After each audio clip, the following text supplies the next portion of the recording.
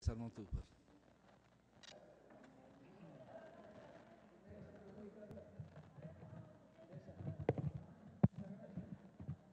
Muchas gracias, señor presidente. Señores asambleístas, buenas tardes.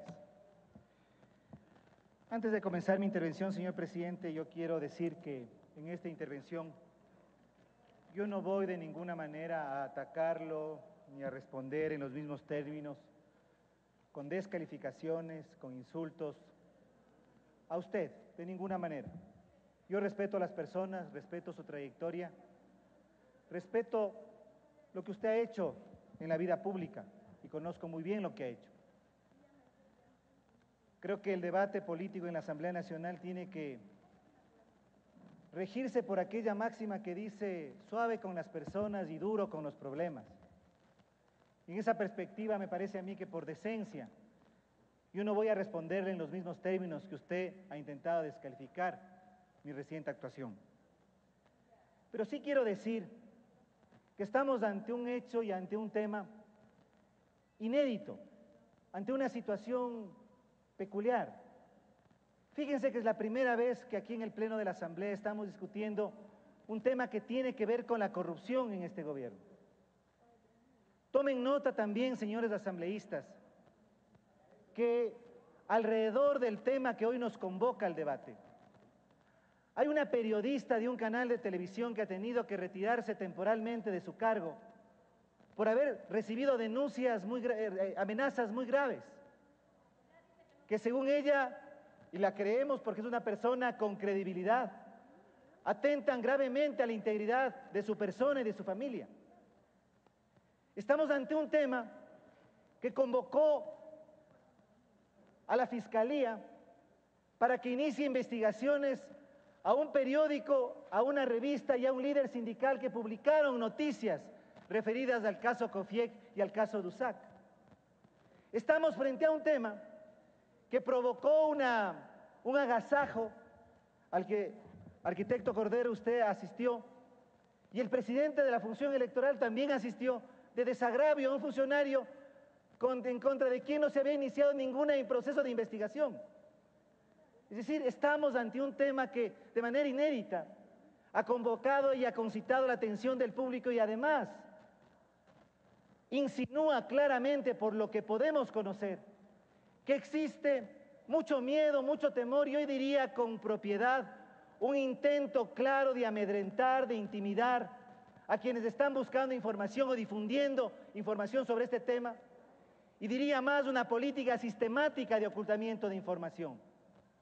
Es decir, estamos ante una situación frente a la cual todos los ecuatorianos nos preguntamos ¿por qué? ¿Por qué el gobierno no quiere que se conozca nada sobre el tema Dusac y el caso Cofiec?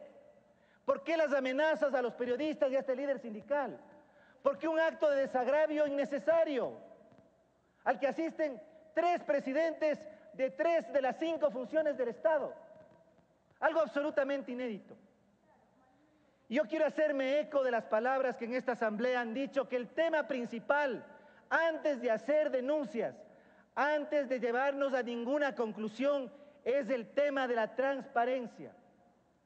Aquí estamos discutiendo, en primer lugar, no solamente el derecho del pueblo ecuatoriano a conocer lo que ha sucedido, sino la obligación que tiene la Asamblea Nacional de abrir la puerta para que salga a la luz lo que ha sucedido en este caso.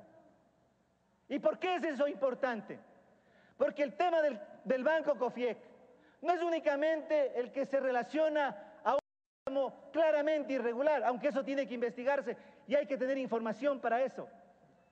Cofiec, si ustedes recuerdan, fue el banco señalado por el presidente Correa y el presidente Ahmadinejad en su reunión del 12 de enero de este año como el banco que abriría cuentas para que se realicen transacciones financieras con Irán.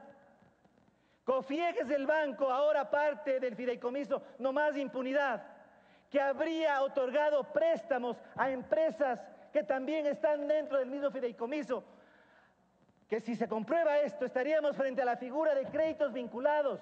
Y recordemos la crisis bancaria del 99, ¿por qué fue? Precisamente por eso. Entonces es un tema importante, es un tema de trascendencia nacional. Por eso es que no pude más que protestar, porque eso es lo que debemos hacer también los asambleístas, con decencia y con firmeza. Cuando llegó a mis manos la carta que el presidente de la Asamblea envió al al superintendente de bancos, Pedro Solínez. Esta carta, fíjense ustedes, es muy importante. Constituye un documento que ojalá no cree precedentes en el país y no cree precedentes en la relación entre la función legislativa y las demás instituciones del Estado que están entre la lista de funcionarios que deben responder a la Asamblea Nacional. En esta carta, ante la negativa del abogado Pedro Solínez de dar información a este asambleísta, negativa que se ampara en la Ley General de Instituciones Financieras, y que no es la única. Fíjense, compañeros asambleístas, que yo he realizado 9 pedidos de información sobre este caso, precisamente por lo que dice la asambleísta María Augusta Calle, porque quiero basar mis afirmaciones no en lo que aparece publicado, sino en lo que yo mismo he investigado, porque esa es la obligación que tenemos. He realizado 9 pedidos de información a la Superintendencia de Bancos, al Banco Central, al Ministerio de Finanzas. Y todas esas pedidos de información han sido denegados, diciendo que el derecho y la obligación de los asambleístas a pedir información está por debajo del sigilo y reserva bancarios.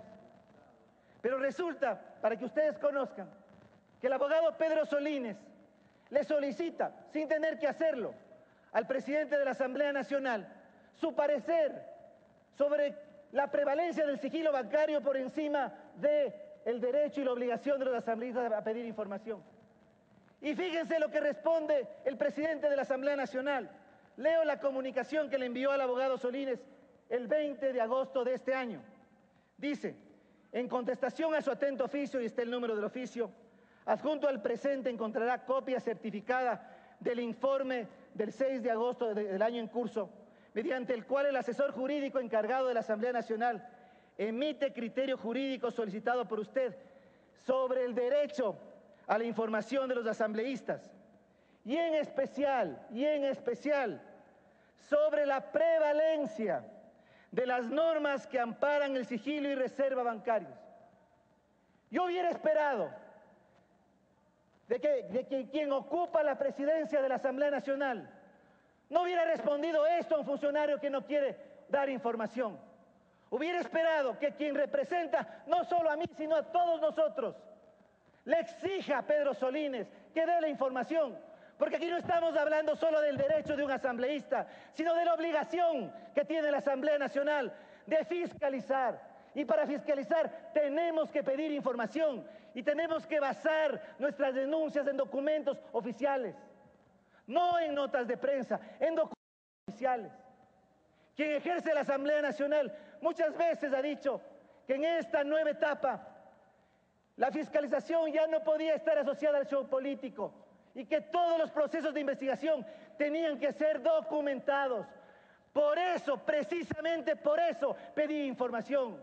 Y por eso, precisamente por eso, protesté y protesto cuando quien ocupa la presidencia de la Asamblea Nacional le niega a un asambleísta el derecho a obtener esa información. Aquello se llama boicot a la labor de fiscalización de la Asamblea Nacional y de un asambleísta. Se llama obstaculizar el proceso de requerimiento de información y eso no es admisible, eso no lo podemos aceptar. Por eso, yo digo con firmeza, luego de haber esto saco una conclusión. La conclusión es que si quien ocupa la presidencia de la Asamblea Nacional asiste a cócteles de desagravio, que quien ocupa la presidencia de la Asamblea Nacional no defiende la obligación constitucional de fiscalizar y por lo tanto pedir información, entonces la presidencia de la Asamblea Nacional está vacante en el Ecuador. No tenemos presidente de la Asamblea, porque un presidente de la Asamblea tenía la obligación moral, política, constitucional y legal de defender el derecho de esta Asamblea y la obligación de fiscalizar y pedir información. ¿Qué dice la Ley de Instituciones Financieras? En su artículo 90, ya lo leyó la asambleísta Salgado. En su último inciso dice que cuando se hubiera iniciado un proceso de investigación, en este caso COFIEC, está bajo investigación por la Superintendencia de Bancos. Los informes de auditoría no tendrán el carácter de reservados, ni gozarán de sigilo bancario. Ante el Congreso Nacional, la Fiscalía General de la Nación, la Contraloría General del Estado. Ya termino, señor presidente. Este artículo en la Ley de Instituciones del Sector Financiero amparaba la obligación del superintendente de bancos de dar esa información.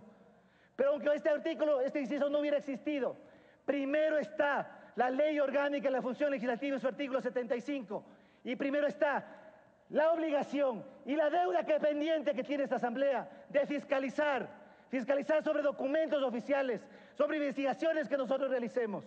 Yo, para terminar, señor presidente, a pesar de que no estoy de acuerdo de que la Comisión de Fiscalización sea la que ventile este caso, voy a apoyar la moción del asambleísta Pavón. Y le pido a usted, presidente, que como asambleísta le escuché una intervención, igual a los asambleístas del país, que no den en este momento un paso atrás. En esta mañana votaron porque esto sea analizado por una comisión de la Asamblea. Les pido, les exijo, el país les exige que hoy también voten por ello y que este caso, que es de interés público, sea conocido en esta Asamblea y sea transparentado al pueblo ecuatoriano. Muchas gracias.